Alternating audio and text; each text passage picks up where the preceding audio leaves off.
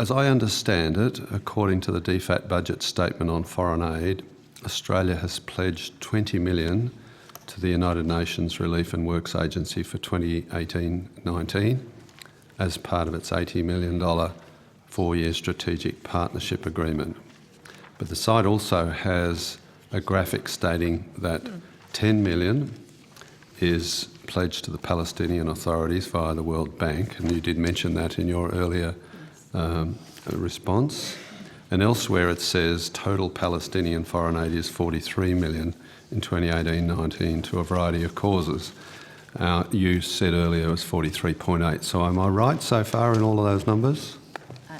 It was actually 43.8 for 17-18. For 18-19, it was 43 million. Yes, so 10 million to the Palestinian Authority, 20 million to UNRWA. Yes. And the remainder goes to the NGOs. That's correct. Is that right? Different, okay. Yes, range of things. Yeah, okay, yes, I'll come back to that. And the purpose of the aid is, as DFAT states, is, and I quote, a tangible demonstration of our long-standing support for the Middle East process. Now, does this mean that each recipient of our aid might be expected to promote the peace process one way or another? We hope so, but really that's the broader objective of our contribution, Senator, and that comes from the fact that even an Israeli regional cooperation minister said as recently as September 2017 that in order for them to move forward and finally resolve the long-standing conflict, that it was important for the Palestinian economy to be growing and to have effective governance.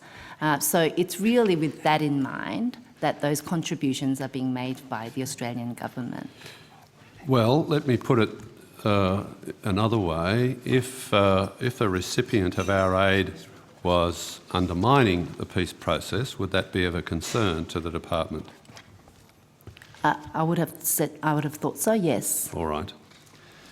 One of the recipients, I understand some of the money, some of our aid is earmarked for NGOs under the Australia Middle East NGO Cooperation Agreement, which is called AMENCA 3. Is that correct? That's correct, All right. Senator. And I also understand one of the recipients under that has the name Union Aid Abroad, and there's an acronym, AFIDA. Yes. Yes. And that the main recipient of that group's assistance is the Amman Development Centre based in Ramallah. Is that accurate still?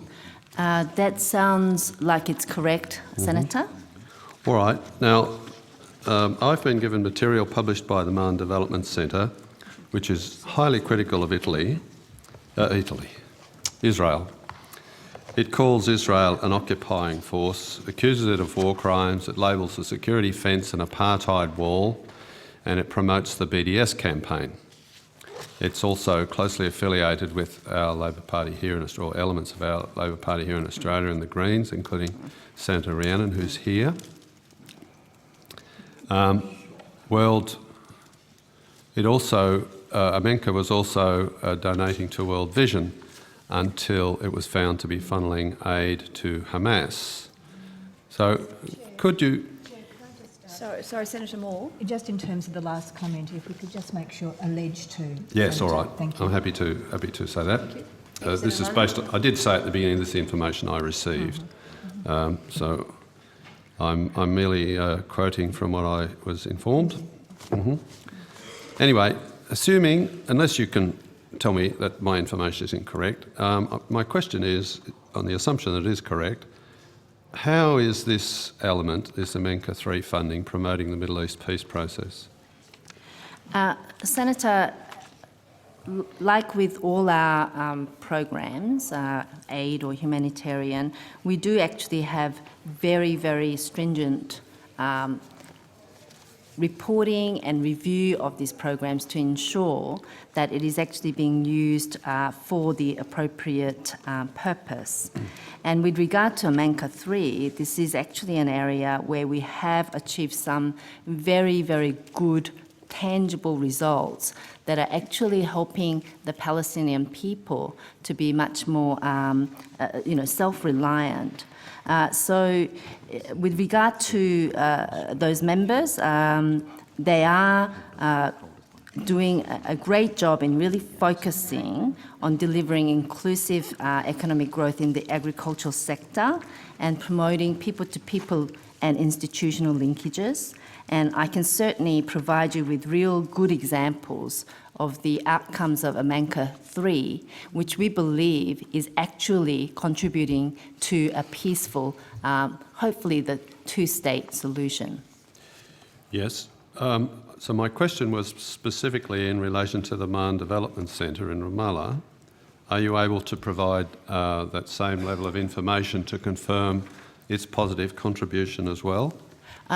Not right now. I'll have to find out a bit more about that. I don't have that level of detail about the organisation you referred to, Senator. All right. So the information I have is that you would struggle to find that information. So if you do have it, I would certainly be most interested. Now, I'd like to turn to Australia's foreign aid provided to UNRWA, the United Nations Refugee Organisation for Palestine. Palestinian. Is it the Department's view that this aid promotes the Middle East peace process? Once again, UNRWA plays a very important role in providing Palestinians with basic services and including education for children. And these things, as I stated previously, can only help in moving forward, even as the Israeli minister has said, to resolve what is a long-standing conflict.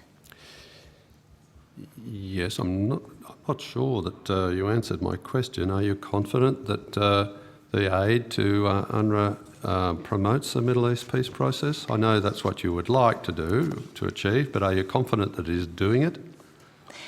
Well, Australia's contribution is core funding and is combined with other donors' funds.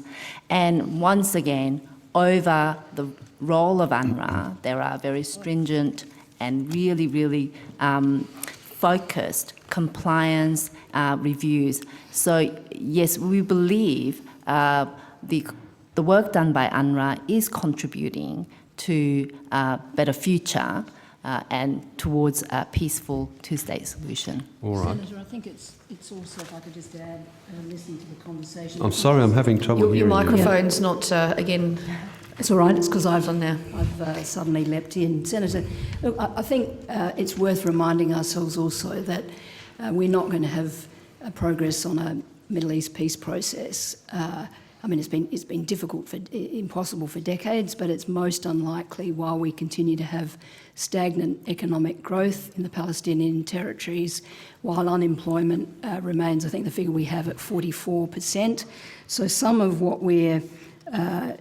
the funds that we're giving to UNRWA, as HKU said, is to provide essential health, education and protection services, but we also include funding, because this is a focus for us globally, to address gender-based violence. So, I mean, it goes to the underlying conditions. I can certainly understand where you and Senator Abetz are coming from, but we believe that it is worthwhile continuing to make a contribution in the way that we have been.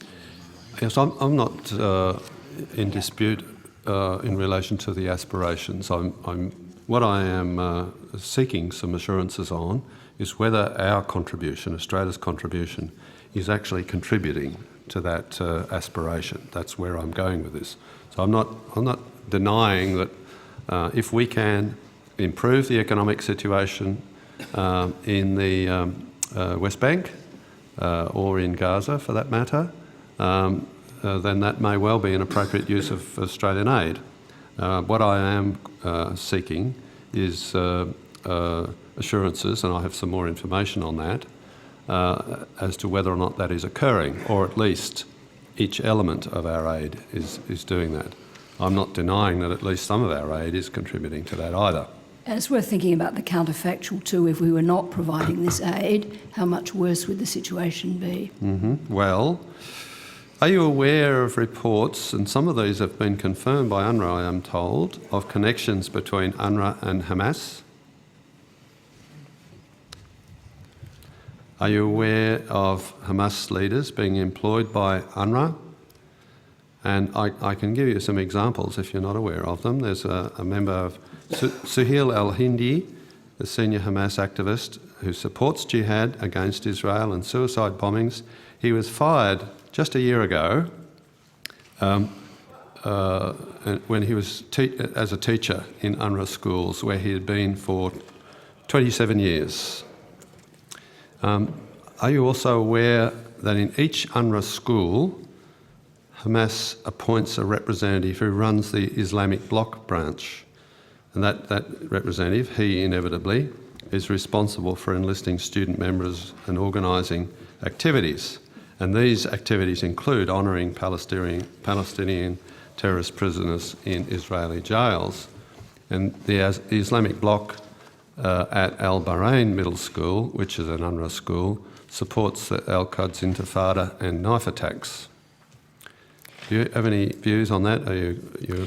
Senator, I was not aware of that particular employee, the former employee that you mentioned, but UNRWA certainly as an organisation has a robust legal framework and mechanisms in place to safeguard neutrality for staff and third-party suppliers, and obviously this is a very important factor for Australia to be part of this, and they have stringent framework to ensure that there's complete neutrality in the people that they employ.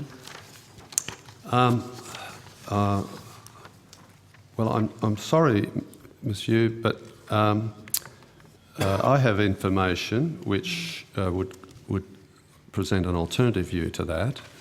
There were new textbooks introduced by UNRWA, by the Palestinian Authority in 2017, I understand, which were adopted in UNRWA schools. And those textbooks show the beginning of Zionism at 1856. The entire presence of Jews in the Holy Land is characterised as a criminal act. A poem about liberation calls for annihilation of the remnants of the foreigners after eliminating the usurper. And a ninth grade Arabic language textbook describes a Molotov cocktail attack on an Israeli bus as a barbecue party. And the text reads, the neighbour, I won't read it out actually, it more or less repeats. It seems that there is a barbecue party there with Molotov cocktails on one of the buses in the Sagot settlement. Are you aware of that? We are aware of those reports, Senator. With regard to the UNRWA textbooks, UNRWA uses the textbooks of the host jurisdictions because obviously children in its schools sit for national exams in those jurisdictions, but all textbooks used by UNRWA are assessed, UNRWA schools, I should say, are assessed through the US-funded curriculum review process within UNRWA, and so to ensure that they address issues of neutrality. Now, we are aware of those reports that you've just mentioned, and the UK has announced that there would be conducting a thorough assessment of the PA curriculum, and certainly Australia have expressed interest in engaging with them on this exercise. All right. Yes, I'll quickly ask on that. You have expressed interest, but does that mean we will have officials specifically checking out that which Senator Leyonhjelm has said, and just because there's a vetting process which is US funded does not mean that it is US oversighted, and so who are the actual individuals that do this assessment, and are we satisfied as to their absolute commitment to the peace process? Yes, just to answer to that question, it is the UK Department of International Development that will be conducting this thorough assessment, and we will be participating in that to the extent that we can. Yes, but previously, didn't you say UNRWA had a US-funded assessment process? Yes, that's correct. Right, and so just because it's US funded doesn't mean it's US oversighted. So who are the UNRWA people on whom reliances had to ensure that that which Senator Leyonhjelm has just read into the transcript does not in fact find its way into the teaching materials. If you could take that on notice Sure. for me, I'd be much obliged. Sure, Thanks. Senator. All right. Thanks, Senator. So I'm equally interested in this area, and because this issue of what they're teaching kids in UNRWA-funded schools has come up before, and there have been assurances that things are going to improve, and yet the evidence suggests that they haven't improved anywhere near enough. UN Watch published a report in 2017 to the effect that 40 new cases of UNRWA school teachers teaching Palestinians, obviously, in Gaza, Lebanon, Jordan and Syria, whose Facebook pages incite jihadist terrorism and anti-Semitism, including Holocaust-denying videos and pictures celebrating Hitler. Have you heard that report? No? No, okay. I will go on for a minute or two. I haven't got a lot more. One of the issues of great concern is that the allegations that Hamas stores weapons in UNRWA schools and builds tunnels under the schools, particularly in Gaza. And I have some information in relation to that if you haven't seen it, but I imagine you have heard of those reports. Yes, I have heard of those reports, Senator. Are we investigating whether those reports are accurate and whether our money is facilitating the peace process in the Middle East if it is going towards that use? I understand that particular case was reviewed and it was established that it was based on some fake news. That in fact, a lot of those schools, the teachers and the occupants of the schools were not aware. We're not aware.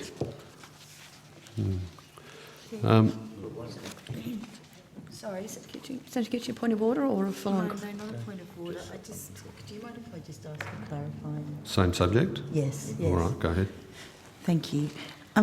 Could I just ask, while you're looking at the questions that Senator Leyonhjelm is asking, that maybe you also refer to the UN's Office of Internal Oversight Services, which did a recent report on UNRWA.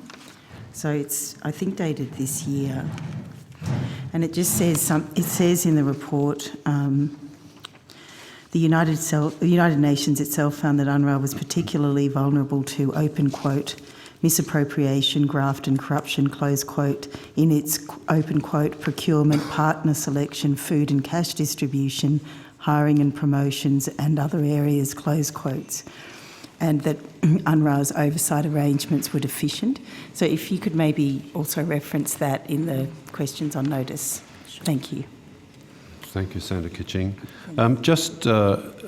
Monsieur, in relation to what you seem to be referring to a single report of the use of an UNRWA school by Hamas for terrorist activities. I have 4 instances that, although admittedly they, in these notes here, which would suggest separate instances, they do relate to 2014. So were you thinking in more recent times, or were you going back that far? I'll have to take on notice the other cases that you refer to, Senator. All right. These relate to the storage and use of rockets in UNRWA schools, primarily, rather than instances of tunnels. Although, as you said, I'm not sure. I have no additional information on that tunnel story. There is one other aspect that I find of concern, though, and that is that Hamas has controlled the UNRWA Workers' Union since 2012. There was an election for the officials of the union apparently in 2012. It was boycotted by Fatah because of Hamas control. That's obviously significant, as you advised Senator Betts earlier when he was talking to you. Hamas is still regarded as a terrorist organisation. The matter of the Palestinian Authority rewarding terrorists financially for killing Israeli Jews using money given through foreign aid was raised also by Senator Betts. And you advised that a letter was sent 2 days ago by the Foreign Minister to the Palestinian Authority seeking assurances on that front, so I won't go there again. However, I have been advised that I think it was Denmark raised this matter directly with the Palestinian Authority, and the Palestinian Authority said, no, that can't be happening, we use different money for that. Now, fairly obviously, that is a ridiculous answer. Money is entirely fungible, and once it transfers what it's used for and which money is used for what purpose is you can't distinguish one from the other. Are you aware of that Danish report? I wasn't aware of that report, but as stated previously, certainly our foreign minister has raised that issue about the fungibility of the funds and asked for explanation around that to the Palestinian Authority. All right. Now, some of these points, if you are aware of them, fine. If you're not, perhaps you could take on notice undertaking to explore them. There was a recent Sky News story showing footage obtained by the Australian Jewish Association that exhibited a school play where children at a school funded by UNRWA dress up as Palestinian freedom fighters, killing other children dressed up as Jews. Are you aware of that report? I'm not, I'm sorry, All right. Senator. Perhaps I could leave that one with you. There are multiple reports of students, and I actually have some documentation here with me if you're interested, in showing that students in UNRWA schools are being taught that Israel does not exist. Are you aware of that? No, I'm not. All right, then if you like, I can give you some information on that. If you have your own sources, then fine, you won't need it. Sorry, Senator Leyonhjelm, you've referred to a number of pieces of material. Are you seeking to table them with the committee or provide directly separately to the department? Just clarification. I think in the interest of time, I'll do it outside, Chair. Thank you. Thank you. Palestinian Authority textbooks adopted by UNRWA, I am told, talk about the extermination of Israel's surviving Jews, and I did mention this earlier before. So I guess the question is for broadly, back where I started, is our aid facilitating the Middle East peace process, or is it funding anti-Semitic teaching, or is it funding terrorism? As stated previously, Senator, we believe UNRWA's role is actually assisting with providing a basic services to the Palestinian people in terms of education and health, livelihood opportunities, and thereby it is playing an important role in maintaining a degree of social and economic stability in the region. Do you think, I have no objections to, if we are going to provide foreign aid to this part of the world, I have no objection to the aim of improving the economy of the Palestinian area. No objections at all. So I'm not questioning that. What I am questioning is whether our money is all of it, and I'm not questioning even that some of it might be used for that purpose or might be actually achieving that purpose. What I am questioning is whether all of it is contributing to that purpose, and that's essentially what I'm asking you to look at.